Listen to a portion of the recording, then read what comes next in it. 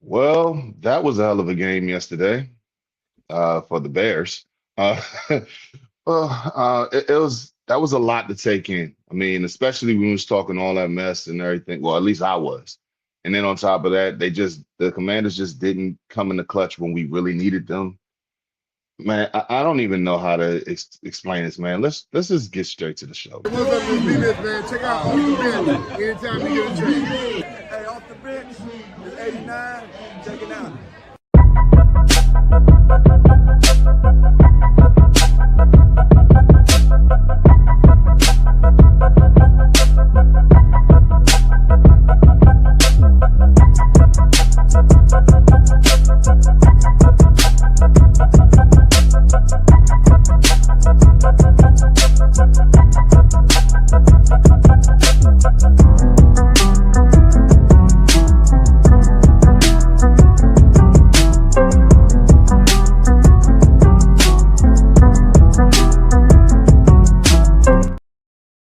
What up? What's good? What's happening? It's your boy Big Herb here, and welcome to another episode of Off the Bench. We are on the road to 1,000 subs.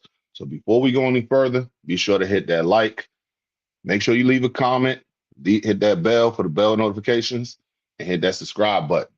So, ladies and gentlemen, I brought somebody in to cheer us up a little bit for the show today, because I mean, yesterday was definitely something not to. It was disappointing. So I brought somebody here to give us better energy in today, and so let's just get straight to it. He is the pride of West Texas A&M, playing 3 seasons in the Arena League football before the NFL came knocking on the door. Playing 5 years in the NFL before breaking out with the Commanders. He is the current co-host of the Commander Squad show with Nick Ashew on the Locked In Commanders. So sub up to their show. And if you're selling a house in Texas, be sure to hit my man up too. Give it up for today's guest, AAA Anthony Armstrong. How's it going, brother?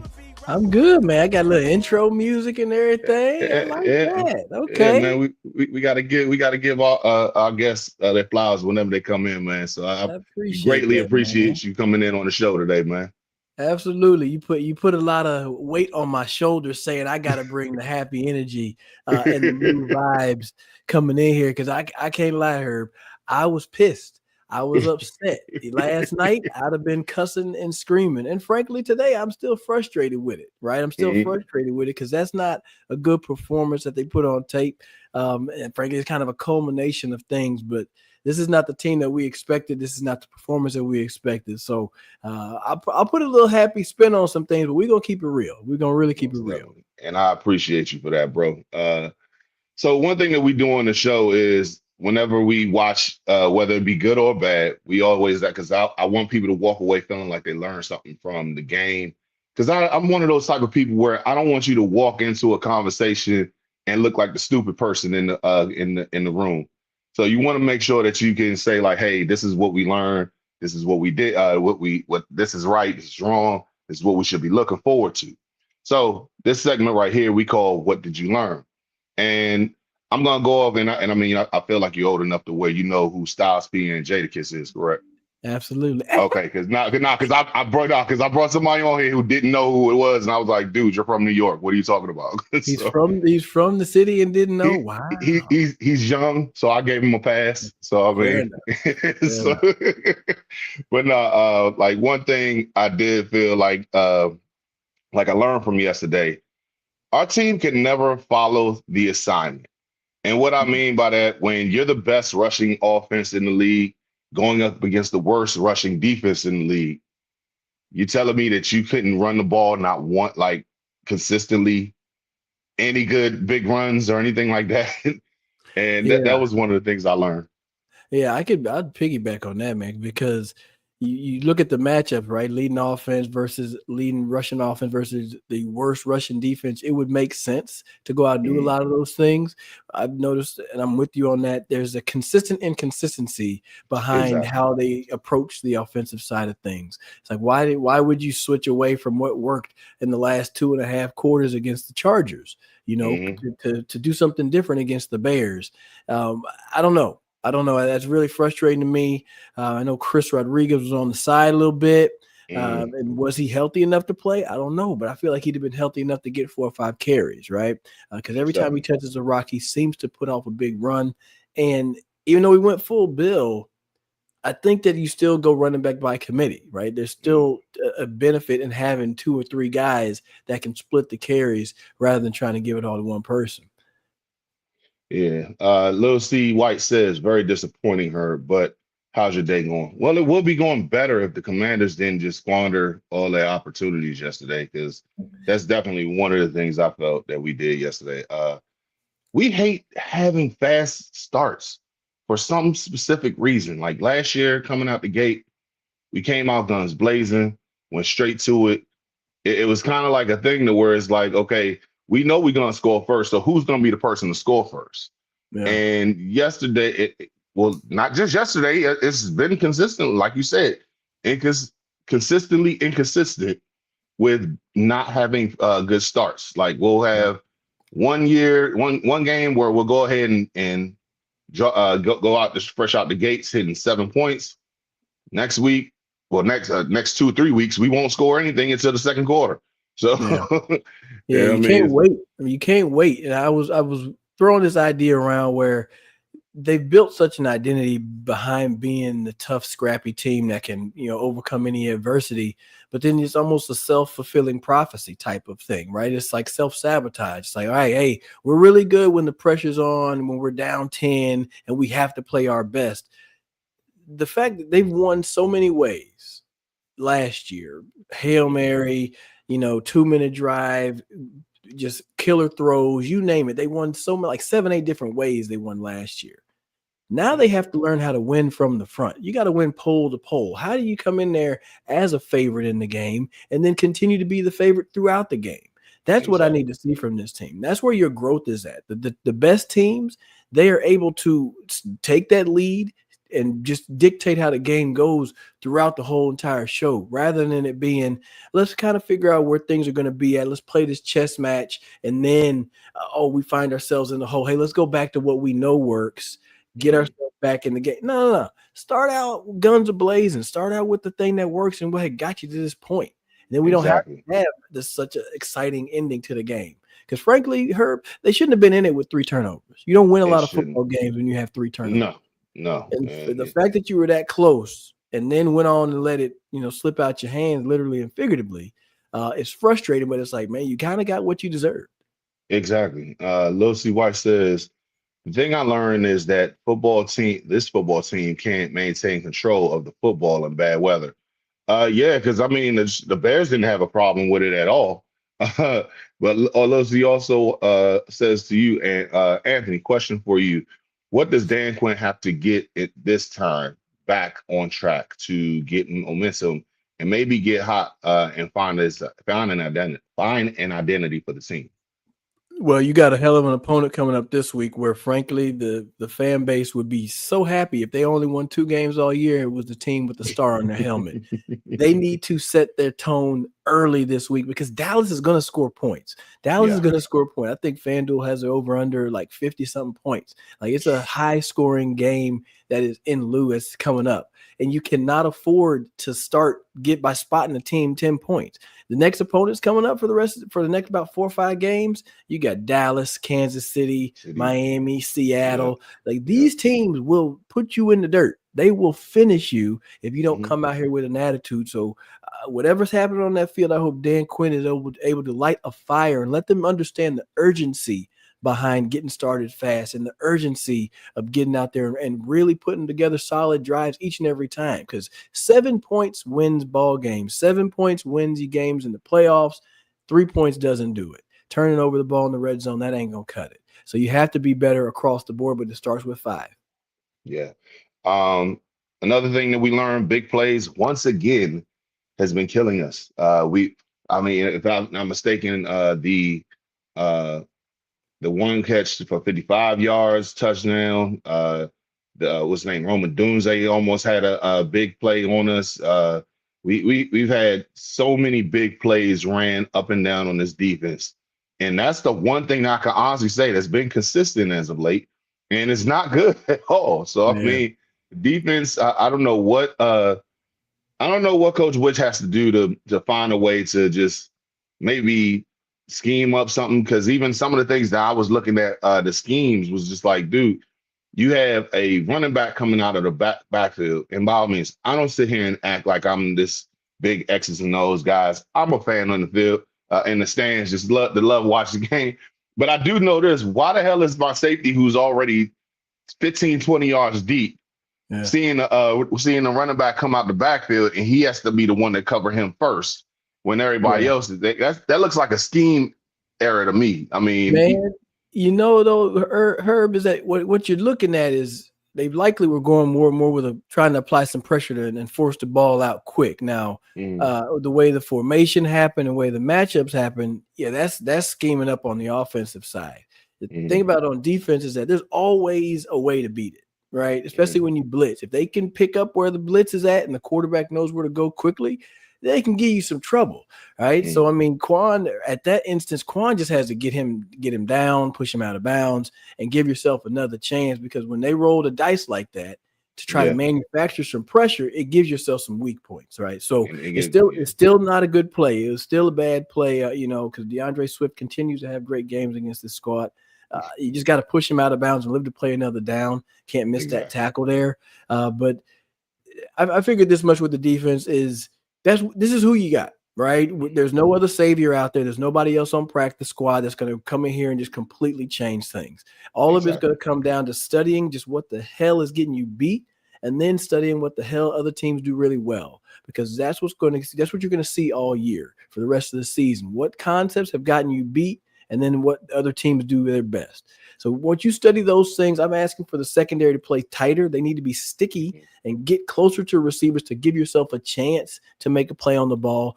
Seeing too many people wide open is my issue. I understand that there's going to be catches that happen in this league. People are good. That's come natural. Yeah, but you don't get to NFL if you're not somewhat good. So. And so you just can't let people be wide the hell open every time. Like, why is he open? Why does this person have nobody next to him? Those hurt. I do commend the defense for tightening up and actually holding them to 3, multiple times. The defense kept the team in this one. The defense did their job. Yes, it sucks that the defense had to give up 24 points or 25 points. 25 points, But offense's job is to score one more point than the other team.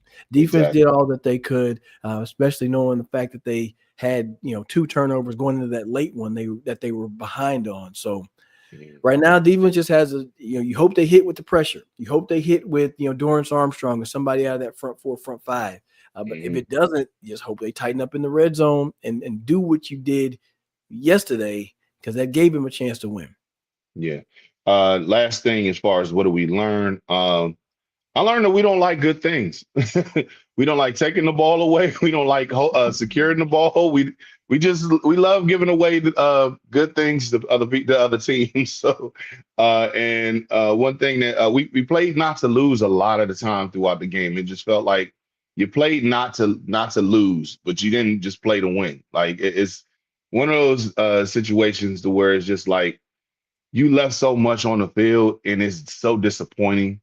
And it just didn't feel good watching that game last night. You kept them you let them stay in the game, right? And when you play against a lesser opponent, I mean, you may even have a little brother, right? And you're letting them stay in the game because if you beat them too much, they're going to go and cry to their mama. But you let them stay in the game. Next thing you know, they mess around and hit a game-winning shot on you. Now you salty. That's what this is. That's what this was, And I pull a branch and then hit him, and then he goes running them off.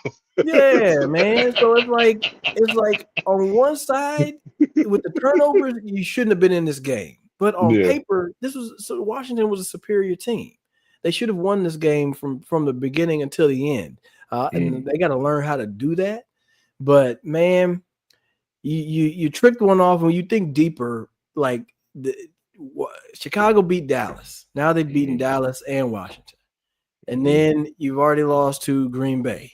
So like seeding wise, you're putting yourself in a pretty bad position where now you almost have to play perfect football throughout the rest of the week and throughout the rest of the season, I'm saying. So This loss is going to be one where you look back in December, early January, and say, "Damn, Yep. if we wouldn't have tricked that off, maybe we're thinking about being a 6th, 7th seed, not being 8th or 9th." And just piggybacking on what you said, definitely, you got to play. It's almost like you got to play perfect down the stretch, especially with Dallas coming up this week, and then near the end of the season, you got to play Giants, Philly, Cowboys, Philly, and yeah, it bodes well for HBO because they got hard knocks down the stretch. But I mean, we need you to go ahead and actually perform well now. I mean, looking at it from last year, and I mean, I don't want to keep bringing up last year, but last year we was what four? We was 4-2 at this point. And I Yeah. mean, and we was looking at like, yeah, I mean, we look like the big guys in charge and everything. It was just like, man, what the hell is going on now? And I mean, it's like we keep shooting ourselves in the foot. Yeah. But before we go further, Lil C White says, do expect Terry, Noah, and Cosme to be back on Sunday. But if the defense continues to play poorly, I expect AB to be aggressive at the trade deadline because he knows we have high expectations. Here's the thing. If we had the actual draft capital, I would agree. At this point, you got to go ahead and unless you giving away players for capital, that's the only way that I can honestly see it because What you gonna get though? exactly. I don't know what we can get. I mean, and this because if we had draft capital, I would totally be in what you see. But this is the one time where I'm just like, I don't know how we're gonna be able to pull this off because we already gave all that draft capital for Marshawn Lattimore. We got the draft capital for Debo. We got the draft capital for Tunzel. So there's really nothing left unless you literally are going to be like the Saints in the early in what 99, where we gave away everything for Ricky Williams. I mean, well, the Saints gave away everything for Ricky Williams, and we had abundance of picks. That's the only way that we could that we're gonna be able to do something. And I don't see anybody on here that I'm willing to give away that's young and actually has pretty good draft capital. Yeah. And I don't know who you're gonna bring in to just kind of flip the whole, dynamic of an offense or the defensive side. I mean, I saw that people throwing around, Olave down there from the Saints, and they're like, well, he's not available that much either. So I lean on the fact of saying all your answers are already in the building. All your answers are within, right? It's them looking at themselves, each individual player looking at themselves and finding like, okay, I could be better here, talking with each other to find ways to play those different concepts better because that stuff's already on tape. You know what I mean? I mean, you bring somebody else new in, and then once again, you got to get them up to speed on the communication right now. So if they make a trade, I'm sure hopefully it's somebody impactful, but I'm not really expecting it to be anything big time just because, I don't think that really matters at this point. It's coming down to the coaches and what you call and how you put your players in position and how they execute it. Most definitely. And shout out to Lil C for being coming in the comment section and lighting it up today. Ladies and gentlemen, before we go any further, please make sure you hit that like, comment in the comment section, subscribe, and hit that bell notification for future videos. AAA, one thing that we also do on this show is we have a segment called Game Ball, Run a Mile. And I'm assuming that you know where we're going with this one. So we're going to go with the game ball. Listen up. Oh. Game ball. So before I got a few people who we could bring up, but I'm gonna let, since you're the guest, do you feel like you want to bring up somebody who impacted the game pretty well? Yeah. So I'm gonna give one to Luke McCaffrey. He's been balling. He's been making a play each week over the past 3-4 games, and he continues to build onto his resume and his involvement on the special team side as well, putting you in good good field position to start the ball on offense. He helped the offense get in good position. They didn't get the W, but I'm gonna give one to Luke McCaffrey. Yeah, because definitely that was one I was giving 4 returns for 127 yards. Crucial. The only catch that he got for yesterday was an impactful one, being a 33-yard touchdown. One person I have to give a game ball to is Dorrance Armstrong. 6 straight games, 6 straight sacks. He is on he is projecting to be at 17 sacks this year. So I mean, if that's the one thing on defense who I could give credit to is definitely Dorrance Armstrong. Yeah, even one part of the game we was like, damn, he's out because they were saying he had a hamstring injury, but he toughed it out and got a sack in there. So I mean, credit to him. Yeah, he's been one consistent pressure. He figured somebody's gonna get loose, and he's been the one. So yeah, shout out to him for real. He definitely deserves a game ball. Another person who, well, I go ahead and say unit, special team unit other than Matt Gay has been perfect. Every single time we get on that field, we either flipping the field, going to the we start the kickoff at the 40-yard line or 45, damn near midfield. Return coverage has been pretty damn solid this year. That's usually what you get out of what's name? I'm trying to remember the coach Larry Izzo? That's a Larry Izzo special Yeah. team. So he's always been consistent whenever he's the coach. So I thought that was an awesome pickup as a coach. So credit to him. Yeah, Izzo's been huge. Yeah, but the kicking game, I don't know what the hell is going. It's just like Matt Gay has been. I will give because I do give him credit when he's on point. So I have to say like there was plenty of times throughout the games, the last few games, he has been on point. He's been great and I think perfect even in great conditions like a dome. So if this is 2030, I think he'd be perfect. Was there anybody?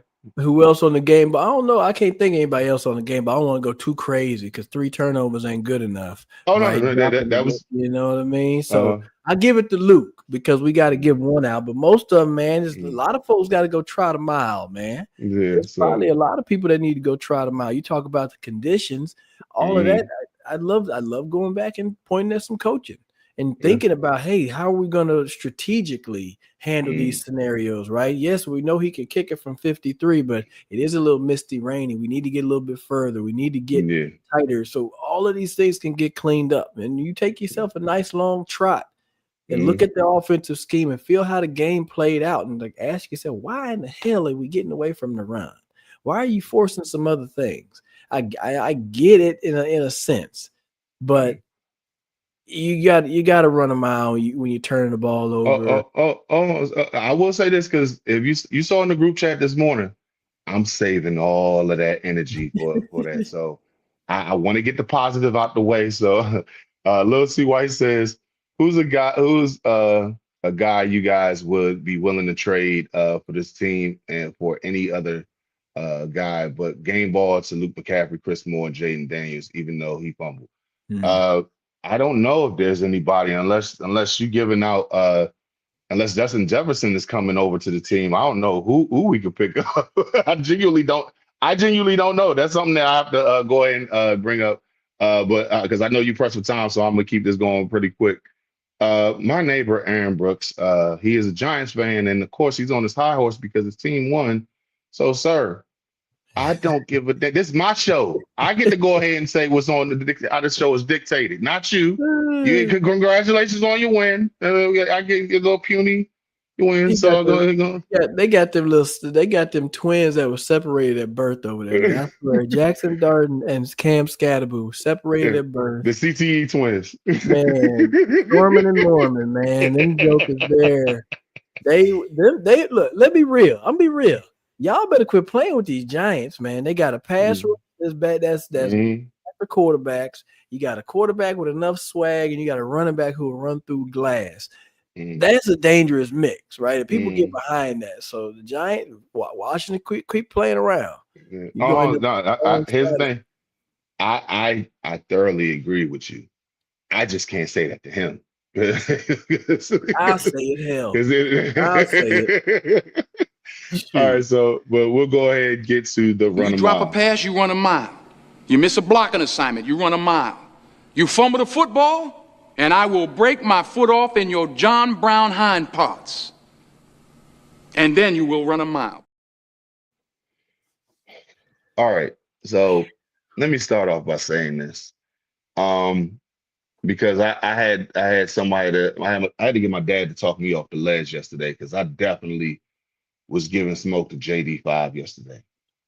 I can't all the way, and I say this because I was emotional, and the one thing about it, as I continue to be a podcaster and doing this, I have to step back and actually look at it from the standpoint of, hey, you can't come in here with emotion. You have to bring facts and every single thing to here to where it looks like you know what you're talking about.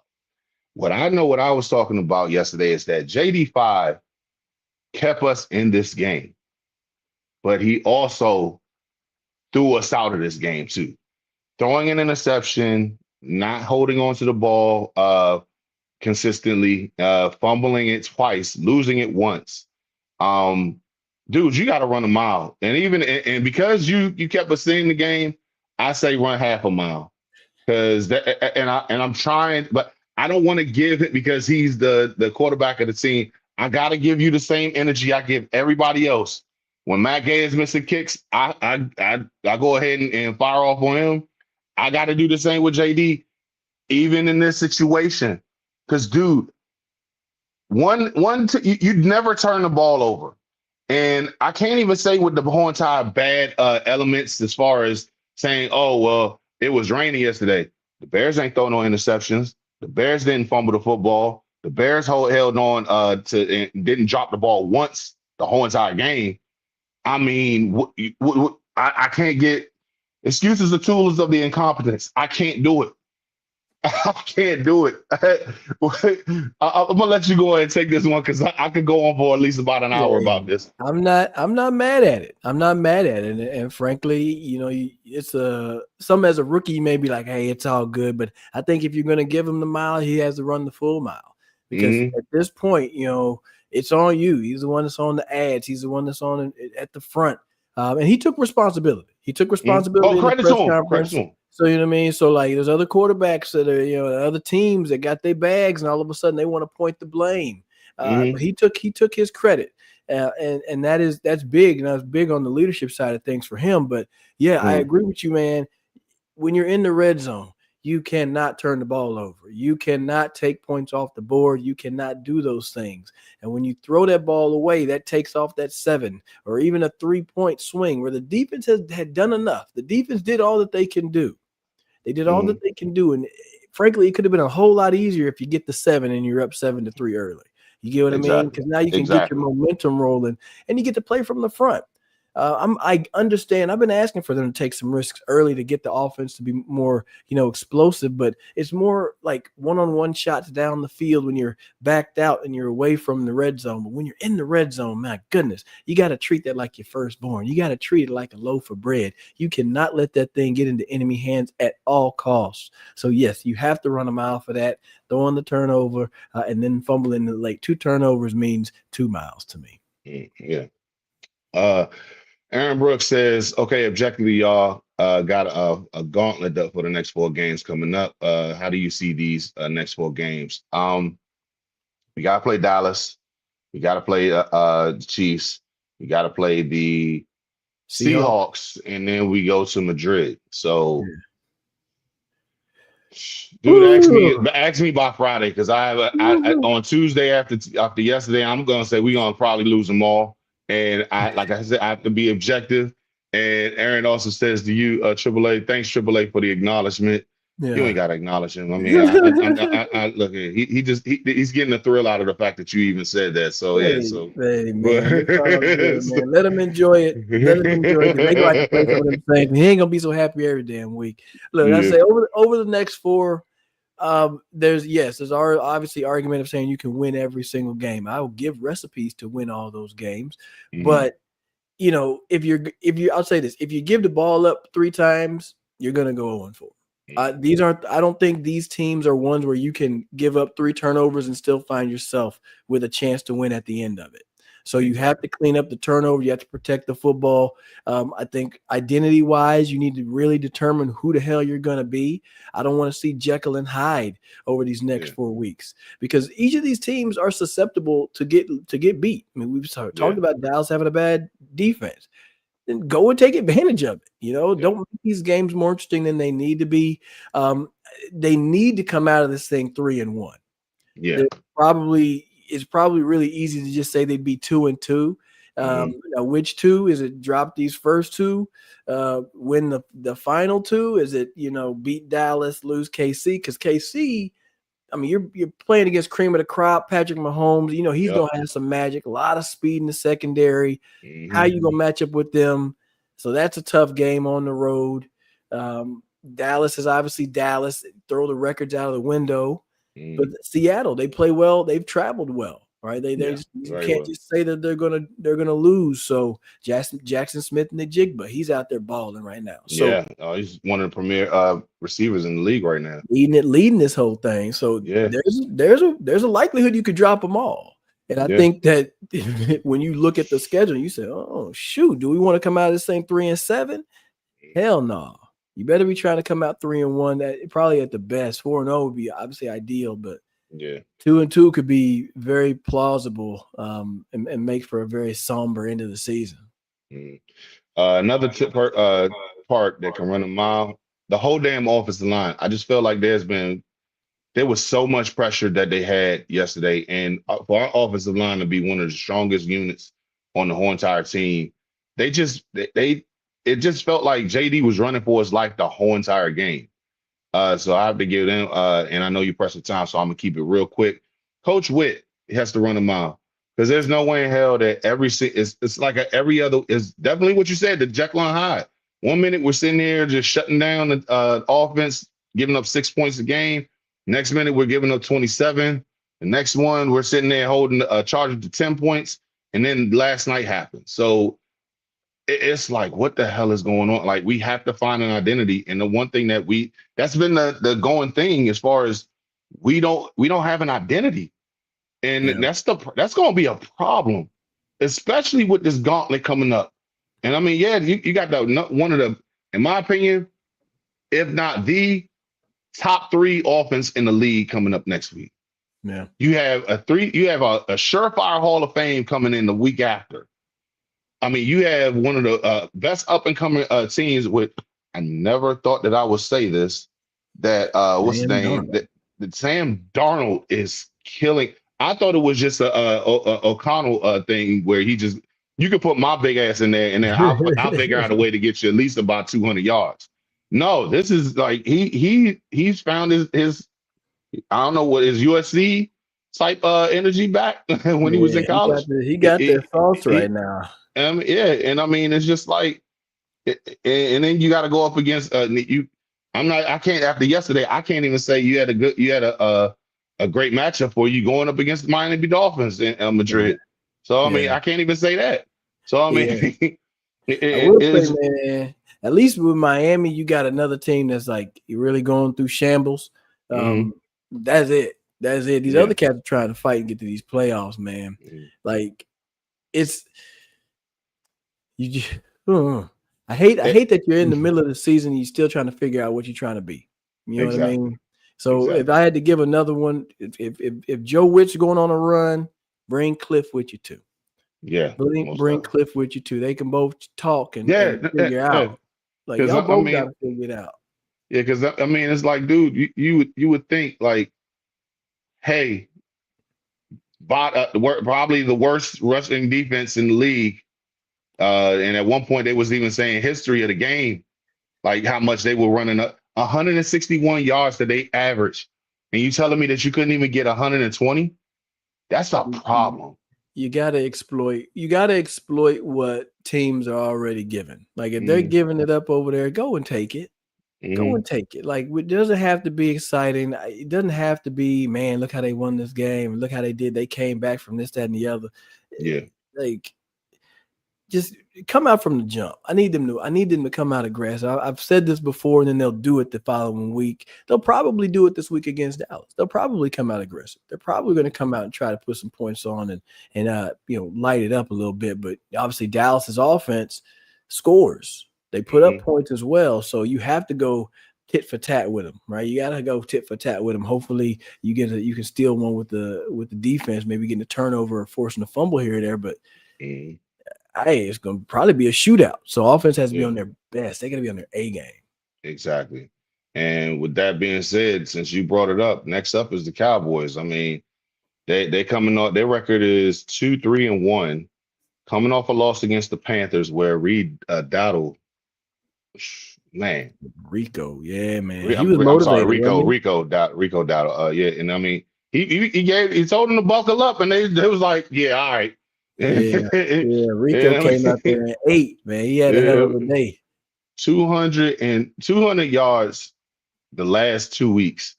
Had 239 from scrimmage yesterday, and was just a beast. I mean, I don't know if you got him in your fantasy football league, ladies and gentlemen, but you need to go Yeah. and pick him up. I will. I mean, look, here's one easy thing about the coaching. Talking about matching against Dallas. Go look and see what Rico did. Put in some of the plays out of the backfield, some of those same concepts. You know what I mean? Because if you can jump on this team fast and start to, put up some points, you can help dictate the way the tempo and the flow of the game is going to go. When you're on the road right now, it's best to take advantage, try to grab the bull by the horns. No pun intended, but you got to grab the bull by the horns in this matchup. You got to really make sure that AT&T doesn't end up being a loud, raucous place where the fans are getting a lot of energy spilled into their players. Exactly. Offense might be the best in the league, but their defense is ass. We talking dumpster fire ass. So I mean, I could come up with so many adjectives. I just don't have enough time to do it today. So, but yeah, that pretty much was that's how we're gonna end the show today, because I know you got to do your thing, man. AAA, it's been an honor having you on the show, sir. Thank you for coming on. We appreciate you for stopping by. Is there anything that you want to go and tell us that you have coming up? Man, shoot, y'all check out Believe in Commanders. It's anywhere you get your podcast. Obviously, you mentioned the Locked On Commanders, doing the Commander Squad as well. And I've been doing some speaking and motivational speaking as well. So Anthony Armstrong speaks.com. Check that out. You see my website. Most definitely, man. Yeah, I definitely will check that out, man. Ladies and gentlemen, we got to give it up for the homie Anthony Armstrong for coming on in. We appreciate you once again, sir. Ladies and gentlemen, please be sure to hit that like, comment in the comment section, hit that bell for the notification, and subscribe to the channel. And like we do every single week, left hand up. Who are we? The Commanders. Peace.